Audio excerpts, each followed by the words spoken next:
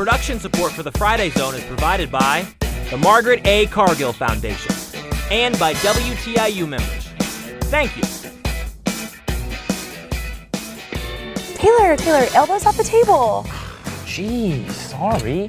What's next? Can't play with my food? No way, that's totally okay.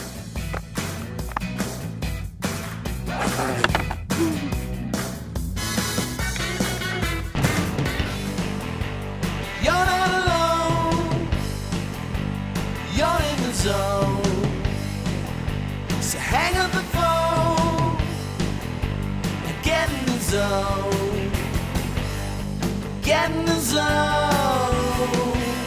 The Friday Zone. You're in the zone. The Friday Zone. Everyone is invited to come. Everyone is invited to come. Everyone is invited. Get in the zone. Everyone is the Friday Zone. Hey everyone. Hey, wait, Taylor, you still have a little bit left right there.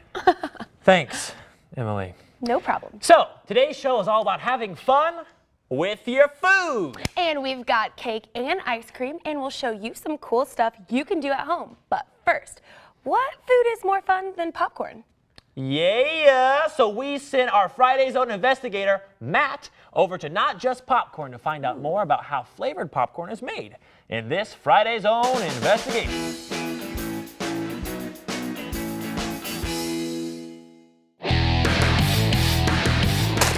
Hey everybody, we're here at Not Just Popcorn, where they have over 330 different flavors of popcorn. Now come on, let's go inside and find out how it's made and how it gets distributed so you can taste. All right, well, we're here on the first step of the production process for making this popcorn. All right, now Mary Jane, hit me through it. What are we doing here? Well, he's getting ready to add the popcorn and the oil. The popper's already all heated up. And as soon as he does that, it'll push the lid straight up, pop out onto the conveyor belt. There is a difference between popping corn and regular corn. Right. And the moisture inside the corn, when you heat it up, that's what makes it pop. Exactly. This is where you're going to see the pops and scraps falling into the tray. And it comes out into this bag. When you're flavoring the popcorn, is it just, what kind of popcorn do you use in the bag? Well, for all the savories, they're going to be powders. That's going to be like your dill pickle, biscuits and gravy, hot wings. Biscuits and gravy and hot wing popcorn? Yes. And the other flavors, like the hard candies, like Yes. is that? We're going to go to the other end to watch how we make those. We have this big machine right here, and what does it do? How does it make the candy coating? Well, you put your ingredients in. Oh, I just heard a buzz. At 300 degrees, the timer goes off. You add the flavoring. After you add the flavoring, you're going to add the popcorn. And so you just take these containers of flavor and just pour them over the popcorn in that machine? That's exactly right. That's just amazing. And then she moves the popcorn around on the table to get it nice and cooled and separated into the individual kernels. And that's the way every single flavor is made. All right, so we've been looking at how the popcorn is made, but how does the popcorn get here? The farmers have to plant the seed, then they're going to fertilize, is when they harvest, and then they'll put it in their drying and storage bins, and that's where they'll keep it until we need it. All right, guys, it has been a blast here at Not Just Popcorn. So if you're gonna want some tasty treats like these, you're gonna have to come down to Edinburgh, Indiana.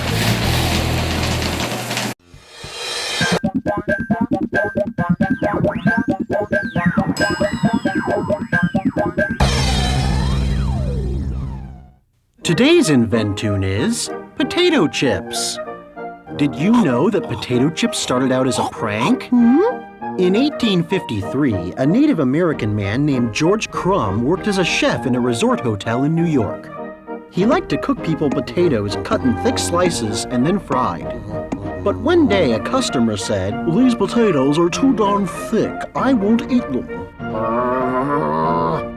So, George cooked the dish again using thinner slices. But the customer said, "Still too darn thick. I won't eat 'em, I tell you." George got mad and decided to get his revenge.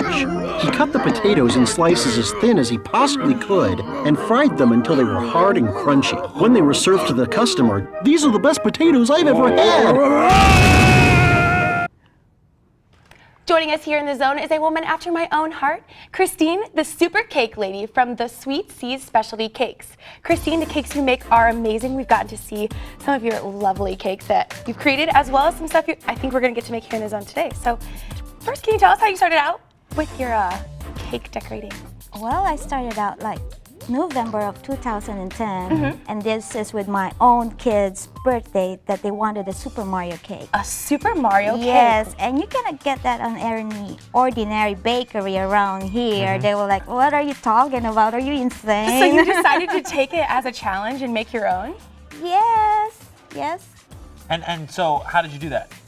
I went on the internet and searched for the cakes, and it just showed up to me about this fondant cakes. So you've never like gone to like bakery school or anything? You just do never. this Look at these from the cakes. internet? Never. These are all yours? What's your Yes. favorite cake you've made so far? This one is cool. I like this Lego one. Star This is Wars. a Lego Star Wars. It's a Luke Skywalker And that's spaceship. all edible? It is. Oh. Even the R2-D2 and that, who's that? Luke Luke Skywalker. Skywalker, yeah. And this one is cute too, the Winnie the Winnie the Pooh, Pooh. yeah. I cannot believe that you just made these just This is from- my second cake actually. This is your second cake Yeah, you made after it here? I made my first Super Mario cake. And this one, it looks like a distressed Wow. R2-D2. You can see the wrinkles around it. A bumblebee, a ladybug. So this is definitely a nice showcase of your talent. So you actually had to watch these YouTube videos to teach you the actual skills of baking these, because you're not a baker, right? Yes, yes. I've You are- never operated an oven before. I would never know that, would you? No, I mean, well, let's start making this thing. Yeah. Can you show us Okay. how we should Okay, start her off? so we're gonna make an R2-D2 cake. Okay. First, Where are we starting? first I need to put this right on top. Let's just pop So now this. you pre-baked these cakes, correct? Yes, For us. yes. Now it won't come out. Okay. There we go. There we go. Okay, I'm just gonna put something to make it stick. So in the icing's kind of like the glue. Yes, Okay. it will act like a glue. I didn't think about it that way. And then just I pop watch- this I thing. watch my fair Oh, share of I cake put shows I on put TV. this straw just to support the whole R2-D2, Oh, good so idea. it won't fall back. Oh, so we're making our own version of R2-D2. Yes. Okay. Yes. And now I just have to frost the whole thing, Okay. and this is the tough part.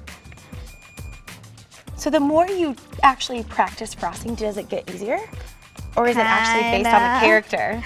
Well, it's based on the character actually. Yeah. Sometimes I don't even use the spatula. It's all corner that I used to have to use my own hands. How do you Okay. make the frosting? Frosting, it depends on the customer what they want. We got like two kinds of frosting that I use. I usually use the Swiss meringue buttercream. Okay. It's made of egg whites Okay. Perfect. and butter. And the other one is American buttercream, which is more complicated and difficult to do. It won't hold up on the humidity of the weather. Well, it just smells so So strong. were you ever an artist or anything before you got into baking cakes? Because I mean, these look great. Well, I love to do small things when I was a kid, like drawing cartoons, Yeah. you know, or making some cutie bookmarks to get for my friends. But I'm never really an artist. Did you never like sculpted or did anything like that when you were No, younger? So no. this is your kind of first experience with that. And Yes. they're awesome. Just those first cakes. And the fact that that Mario cake was your second cake, That would be man, exciting. I'd be so happy. I can't even make cupcakes. Like, you just put those in a pan. If I had to have a character cake, I would definitely say Hello Kitty would be my go-to. Of course you would. Of course. Now, the tools that you use to make your icing, these cakes, was that a new experience too? I mean, you changed your... Oh yes, everything, the tools, Like even that's a spatula that you're using to spread I that? know, yeah, I would assume that you would use a knife or something, but this must be the I character used to baking use a butter secret knife for you guys at before, home. and I they think would a little bit easier. Is there anything you want us to do right now to help? I feel kind of worthless just standing here watching you. You are the Well, right master. now you don't really have anything to do because I don't want to mess this up. Oh, totally. So we're I don't want to mess it up either. So you're icing the body of this right now. I think that we Yes. could probably finish this up. Just, And oh, sorry. yeah, and then what will we do when we come back? We're gonna put this melted marshmallow or fondant right on Okay. top to cover it. Okay. Okay, And then we cool. get to decorate the pieces of R2D2, Yes, right? yes. Wonderful. Well, cool. I think that as we get set to try our own hand at assembling our R2D2, how about you guys take a look at what we have for you to do at home? Cecilia's here with another fun idea. The next time you have an egg for breakfast or bake a cake, crack the egg carefully. If you leave most of the shell behind, you can make a fun little egghead planter. Simply add a little potting soil, sprinkle some grass seed on top, and water a little bit every day. If you keep your egghead in the sunshine and keep his soil moist, you'll soon have some green hair sprouting. And after a few days, it'll get longer and longer. Eventually, you might need to give your egghead a haircut. Make a whole family of eggheads. Thanks, Cecilia. Excellent job.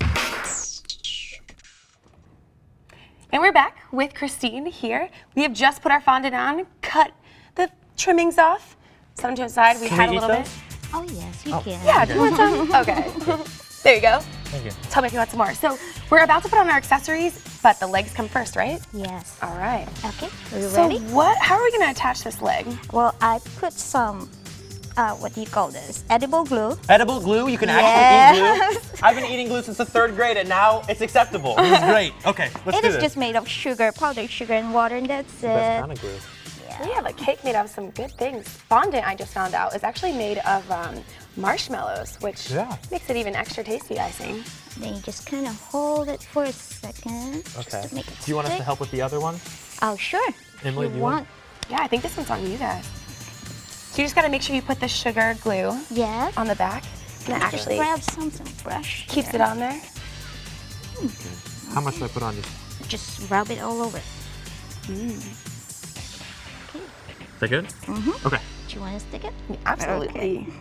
Oh, it's really soft. It feels as light as a marshmallow. Am I doing it right? Yep. Okay. Hold it on there. I just Just hold it. Okay, Yep. let's start putting these Pretty good. pieces on. Now she All already right. has these ready for us, so Mm-hmm.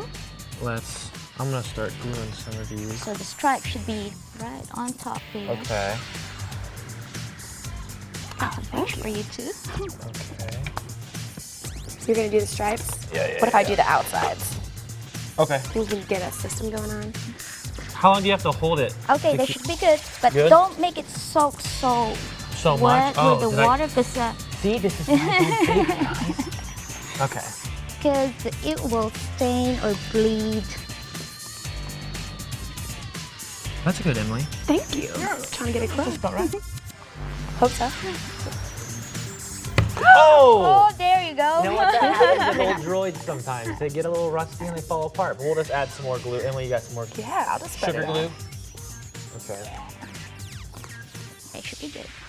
So it doesn't look like we're going to complete R2D2 right now, but they can check out pictures of another one you made on your website, right? Yes, on my website. And we'll have some of ours on our website of Yeah. this actual. And she's right got here. a bunch of pictures on her website of the cake that she's made. And if there's a cake that you want for a birthday party, she's the lady to get a hold of. Exactly. Christine, thank you so much for coming in here. You're very We're going to let you finish our R2D2. So next up in the Friday Zone, a look back, because what goes better with cakes than a little ice cream? See how we made ice cream using science in this Friday Zone flashback. With us right now is Stacy Radford Vincent from Wonderlab Museum of Science and Technology to tell us a little about liquid nitrogen. We're going to make liquid nitrogen ice cream as well. Welcome, Stacy. Thank you so much for coming. So tell us a little bit about this cold object in the middle of the table. Okay, so can you tell me, what do you think this looks like?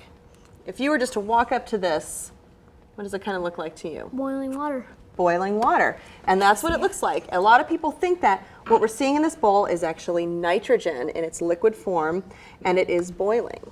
So nitrogen can be a liquid just like any other state of matter. It just has to be really, really cold. This stuff, like I said, is boiling even though it's negative 318 degrees Fahrenheit, which is the boiling point of nitrogen. So normally we breathe nitrogen in, but here we have it super cooled and it actually is in its liquid state. So nitrogen's around us, like we breathe it in daily, but this is just a different state, Exactly. isn't it? So tell us a little bit about states of gas and liquid or whatever else Okay. happens. So now have you guys learned about states of matter? Yes. What are the 3 states of matter? Solid, gas, and liquid. Okay, solid, gas, and a liquid. So gas is when the matter is basically really far apart, takes up a lot of space, and some things like oxygen, nitrogen, carbon dioxide are a gas at the temperatures where we are right now, okay? And water is something that we can boil and turn into a gas, all right? Now, what would happen if you cool down water vapor? What do you think would happen? It would turn into a liquid. So it would get smaller, it would shrink down a little bit, and it would become a liquid. So liquids take up less space. They take the form of whatever they're in, so a bowl, for example. And then if we were to take water and get it even colder, what would it turn into? Ice. Ice, that's right. So it would turn into a solid. And if we got nitrogen cold enough, it too would turn into a solid. So as things get colder, they tend to get smaller. They get hard, like ice, right? And they tend to get really brittle. And so we're going to do a couple different experiments on some ordinary matter. We're going to see what happens when we subject it to extraordinarily cold temperatures. And I see you have ice cream over there too. Should we be like working on that while we're doing this, or? We'll start on that here in just a second. I want to Okay. get some of this stuff in. So we have a rubber ball, okay, so it's squishy. Squishy. Okay. It bounces. We're going to put that in there, okay. Okay. All right, it's making that nitrogen boil even more. We're going to you see what feel this? happens to that. Okay. The air that's coming off around it is really cold. Why is that? Is it freezing the air? It is, yes. It's basically sucking all the heat out of the air and making the air feel cold to us, all right?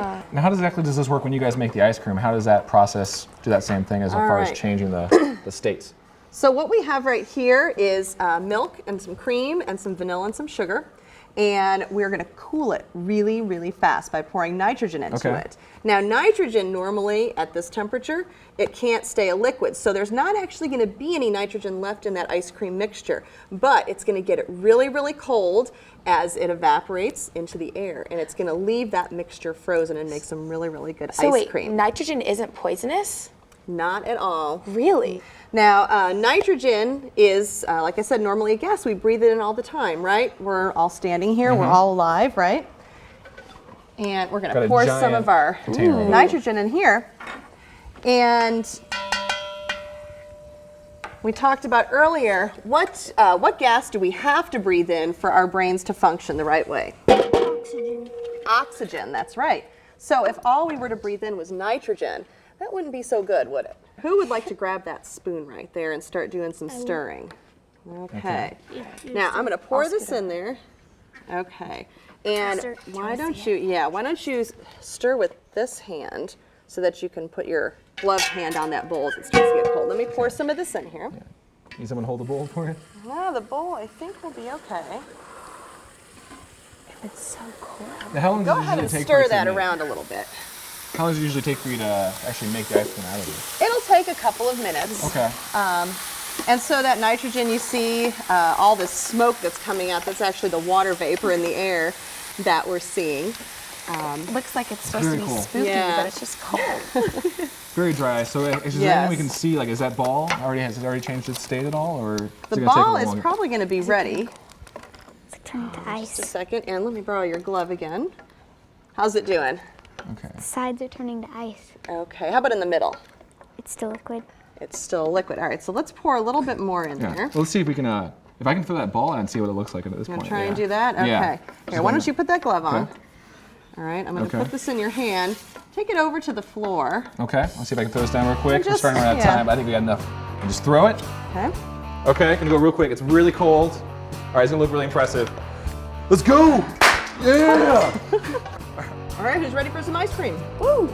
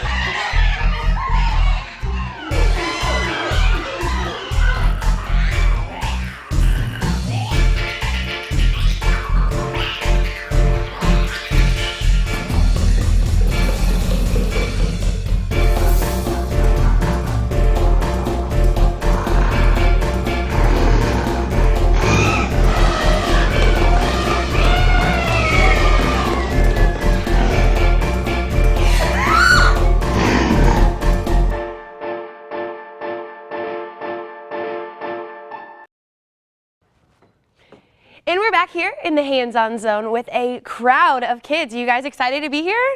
Woo! That's what we like to hear. Well, they're ready to make something, Taylor, so what do you have for us? Well, Em, we're talking about playing with your food on today's show, which I know we all do. It's okay. We've got animals who always have a great time playing with their food and have fun eating, and that is a frog. Ribbit. So today we're gonna make fly catchers. It's really easy to make. It's a fun little game right here.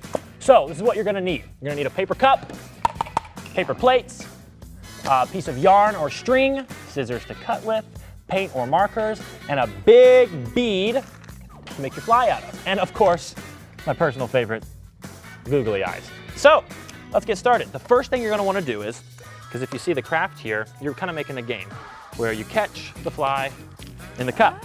So let's start first by take your scissors, and I want you guys to poke a hole in the bottom of your cup. Do you guys have cups to use? All right. Here we go. Give you a cup. Give you a cup, David. David and Hannah are my assistants today. And then we're gonna get some yarn. Yep. You have that. And you know, make it however long you want. That just depends on how easy or hard you want your game to be. Now, one of the hard parts is threading this through. Now, if you can't get your yarn in the bottom of the cup, here's a nice little trick. Take some tape. You're gonna make a shoelace. So you're gonna hold this up. And you're gonna put the tape around like this, and it's almost like you're threading a needle. You wrap that around, get a little point. Now that you have that little tip, not the best tip. It works for us. Yep, there you go. You get it right through. It's great. So then you what's do next? that. Next, you're gonna tie, make a little knot at the end of your yarn. Okay. You make a knot at the end of the yarn so that the yarn stays in the back of the cup. Really big knot. I'm gonna do a few of them. Your next step will be to get your paper plate ready. Now this is gonna be your frog. So what you do is you can decorate that however you want. You can put the googly eyes on. I'm just going to make some big frog eyes. Like that, okay? So then the next part, you guys got your strings through? Cool, cool. Okay, so let's say you've decorated your plate and you've got all that ready. Let's make the fly. So, same thing as when you put the yarn through the cup. We're gonna string it through, pick whichever bead you want. Hopefully I don't have to use the tape this time. I think I'm gonna have to. Yeah, I'm gonna have to do that same trick I did earlier. Where I make a little shoelace and string it through. Tie a little knot so that it stays.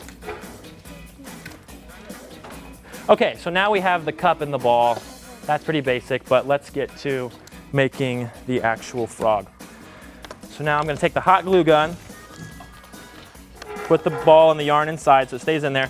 Then you're gonna very carefully take the hot glue gun, be very careful, it gets really hot, and you're gonna put it around the edge of the cup like this. But make sure when you do this, because it gets kind of messy, and make sure it doesn't fall down the sides and get on your fingers, because that hurts. Do this as fast as I can, because sometimes this stuff likes to get hard before you're ready to put what you need to put on there. Okay, so I've got that. Now I'm gonna put the top plate on, hold it down there for a second, like this. 1, 2, 3, good. And there you go. Looks great. Hole in one, right. Pretty easy game. So, as we continue our work on our fly catchers, everybody at home can take a break for a moment of science. This time on A Moment of Science, I am your density.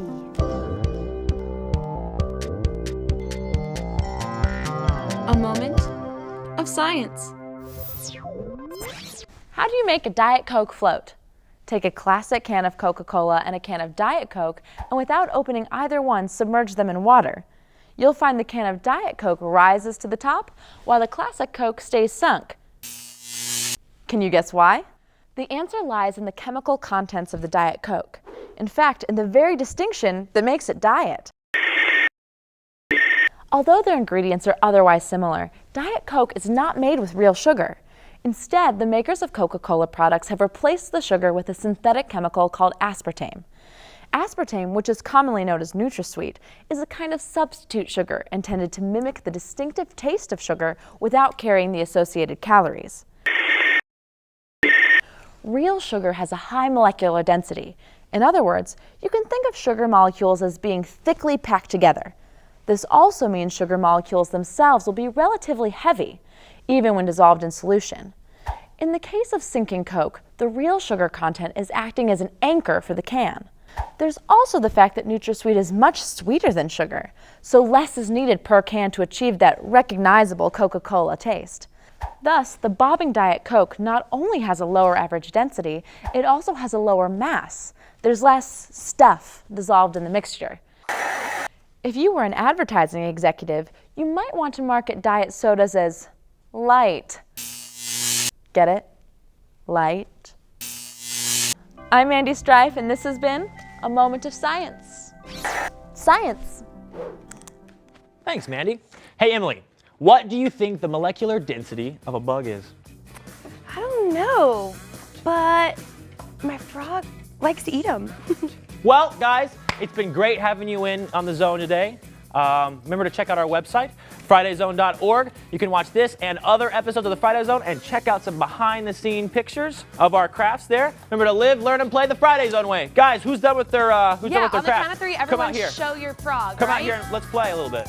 All right, ready? 1, 2, 3. Stick it out. Yeah. 1, 2. See how many you can get in a row. 3.